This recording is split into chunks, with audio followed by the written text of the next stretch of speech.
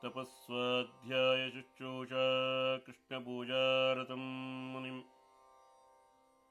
विश्वेशमिष्टदं वन्दे परिव्राट्चक्रवर्तिनम् श्रीगुरुभ्यो नमः. Hari Om to all. Welcome back to Bhagavad Gita session. Today we are going to look at Bhagavad Gita chapter 1 verse 10.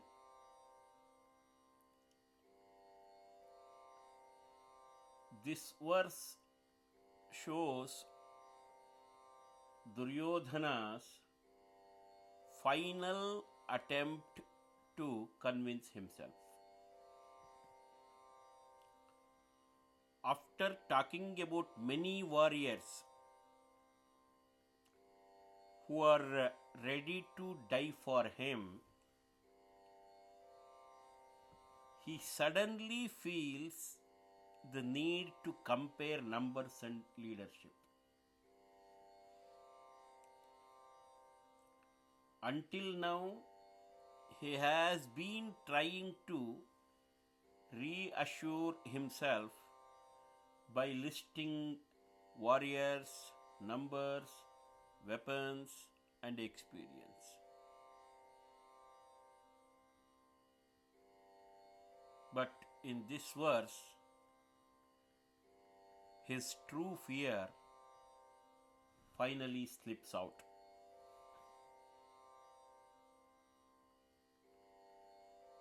This verse is not for strategic clarity. It is inner panic. It is about personal terror looking for assurance. Bhagavad Gita, chapter 1, verse 10. Aparyaptam tadasmakam balam bhishmabhirakshitam पर्याप्तं त्विदमेतेषां बलं भीमाभिरक्षितम्. अपर्याप्तम्, insufficient. Tat, that. Asmakam, of ours. Balam, strength or army. Bhishma abhirakshitam, bhishmabhirakshitam, protected by Bhishma. Paryaptam, sufficient. Tu, but. Idam, this. Yetesham, of theirs. Balam, strength or army. Bhishma abhirakshitam, bhishmabhirakshitam, protected by Bhimabhirakshitam. Bhima abhirakshitam, Bhimabhirakshitam, protected by Bhima. Simple meaning of this verse is our army protected by Bhishma appears to be insufficient, whereas the Pandavas' army protected by Bhima appears to be sufficient.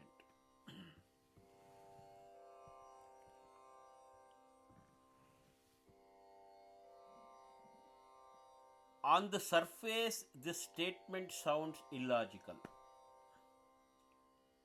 Duryodhana has a massive army, legendary warriors, and Bhishma as army commander.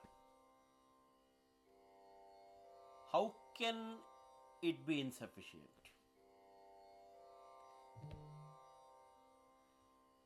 The answer lies inside Duryodhana's mind, not on the battlefield. To understand that, his usage of two words, paryaptam and aparyaptam,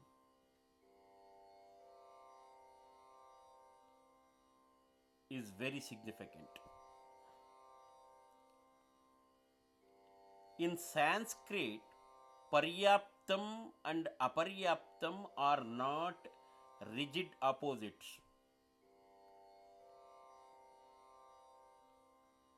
They are context sensitive words. Aparyaptam can mean unlimited, more than enough, sufficient, or not restricted.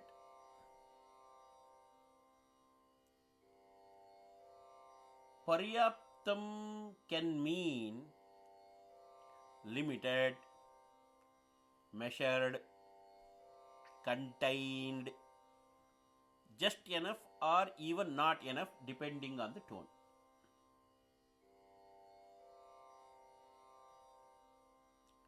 So, from a pure grammatical standpoint, this verse can also be understood as we have enough or more than enough army under Bhishma to defeat them, but they do not have enough strength under Bhima to win this war. This reading is technically valid in Sanskrit. However, Sanskrit is not just a grammatical language. It is a contextual and psychological language. When we read this verse in isolation, the grammatical interpretation works.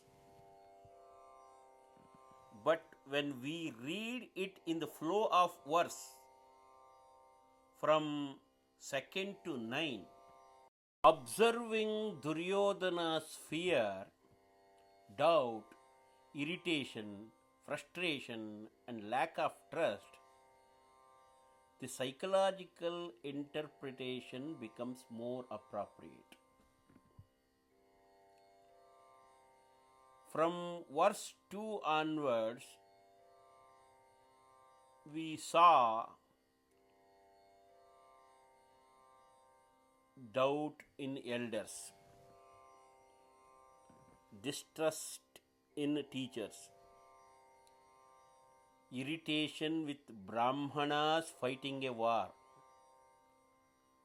frustration with Karna's withdrawal, fear of Bhima from childhood, dependence on people bound by obligation, emphasizes on dying, not winning.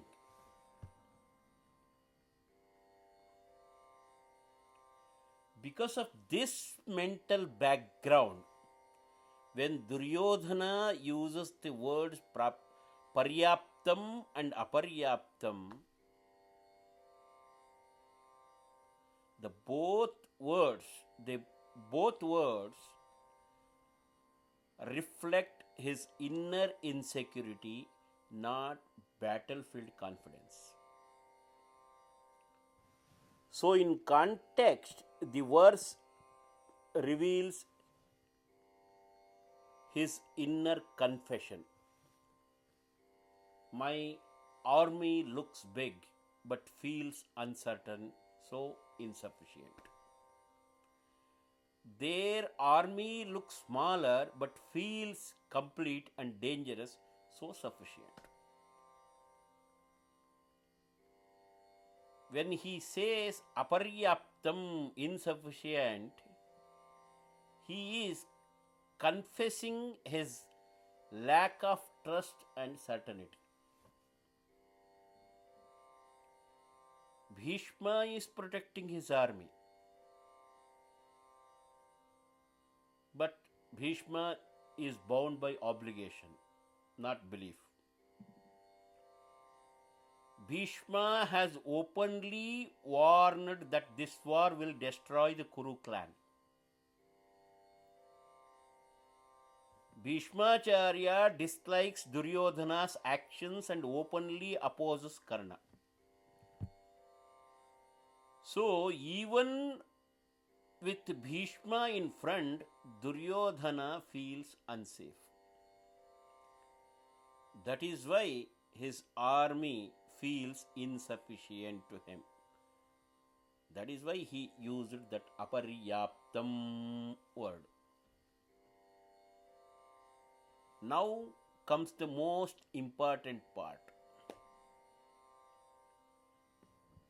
He does not say that Pandava army is protected by Drushtadhyumna, who is the actual commander. Balam Drushtadhyumna bhirakshitam. He could have said like that. But he says Balam Bhima bhirakshitam. Why? The single word exposes Duryodhana's deepest fear. Bhima is not just a warrior to Duryodhana. Bhima is his personal nightmare. Bhimasena took a public vow that he would kill Duryodhana. Duryodhana knows this very well. From childhood itself, Bhima has been the greatest threat to Duryodhana. Duryodhana tried to kill Bhima by poisoning him. He tried to eliminate Bhimasena time and again. Yet Bhima survived every attempt and grew stronger. So, whenever Duryodhana thinks of the Pandava side, the first face that rises in his mind is Bhima. Not strategy, not formations, not commanders, because Bhima represents raw strength, fearless aggression, unbreakable resolve, and a personal promise of death.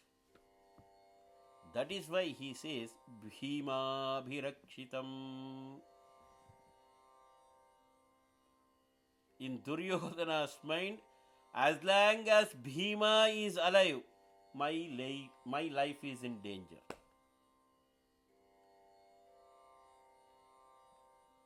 This is not battlefield analysis. This is memory, guilt, fear, and karma returning. Even before weapons clash, Duryodhana is fighting with Bhima inside in his mind. That is why the Pandava army feels paryaptam, complete. Not because of numbers, but because of Bhima stands there with absolute clarity and purpose. Bhima does not fight for reward. He does not fight out of obligation. He fights to fulfill a vow. And Duryodhana knows this. This verse is a perfect example for the beauty of Sanskrit. Grammatically, this verse can support confidence. Contextually, it exposes fear. Sanskrit allows both the readings, but the Mahabharata chooses a contextual one. That is why the psychological interpretation followed here is not forced. It is earned through the flow of the narrative. The Gita quietly teaches us here the greatest fear in life is not the enemy outside. It is the enemy inside that we have wronged and cannot escape. Duryodhana's army is large, but his conscience is heavy.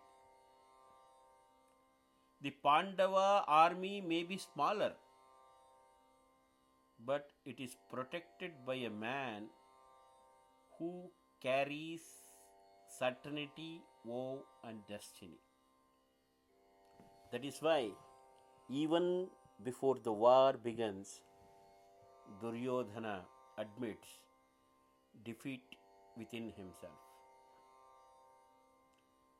The battlefield has not spoken yet, but the mind already started war inside. Words may declare strength, but the mind reveals the truth. And in Duryodhana's mind, the war is already lost. God bless you all. Hari Om. Sarve bhavantu sukhinah. Sarve santu niramayah. Sarve bhadrani pashyantu. Ma kaschit dukkha bhag bhavet. Om Shantihi. Om Shantihi. Om Shantihi. Om Sham.